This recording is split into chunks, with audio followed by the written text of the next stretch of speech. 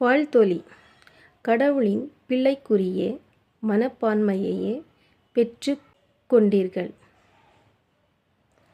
அதனால் நாம் அப்பா தந்தையே என அழைக்கிறோம். மத்தேயு 6ஆம் அதிகாரம் 7-15 வரை. மேலும் நீங்கள் இறைவனிடம் வேண்டும் பொழுது பிற இனத்தாரைப் போல பிதற்ற வேண்டாம். மிகுதியான சொற்களை அடுக்கிக் கொண்டே போவதால் தங்கள் வேண்டுதல் கேட்கப்படும் என அவர்கள் நினைக்கிறார்கள்.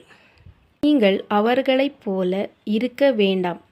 ஏனெனில் நீங்கள் கேட்கும் முன்னரே உங்கள் தேவையை உங்கள் தந்தை அறிந்திருக்கிறார்.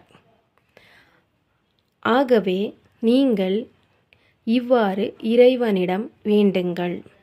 விண்ணுலகில் இருக்கிற எங்கள் தந்தையே, உமது பெயர் தூயதென போற்றப் பெறுக. உமது ஆட்சி வருக. உமது திருவுள்ளம் விண்ணுலகில் நிறைவேறுவது போல மண்ணுலகிலும் நிறைவேறுக. இன்று தேவையான உணவை எங்களுக்கு தாரும். எங்களுக்கு எதிராக குற்றம் செய்தோரை நாங்கள் மன்னித்துள்ளது போல் எங்கள் குற்றங்களை மன்னியும். எங்களை சோதனைக்கு உட்படுத்தாதேயும், தீயோனிடமிருந்து எங்களை விடுவியும். ஆட்சியும் வல்லமையும் மாட்சியும் என்றென்றும் உமக்கே.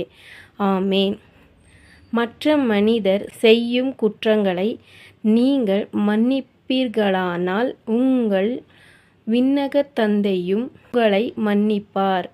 மற்ற மனிதரை நீங்கள் மன்னிக்காவிடில் உங்கள் தந்தையும் உங்கள் குற்றங்களை மன்னிக்க மாட்டார். இது ஆண்டவரின் அருள்வாக்கு. இறைவா உமக்கு நன்றி. பிடிச்சிருந்தால் லைக் அண்ட் சப்ஸ்கிரைப் பண்ணுங்கள், கமெண்ட் பண்ணுங்கள், ஷேர் பண்ணுங்கள் ஃப்ரெண்ட்ஸ். தேங்க்யூ.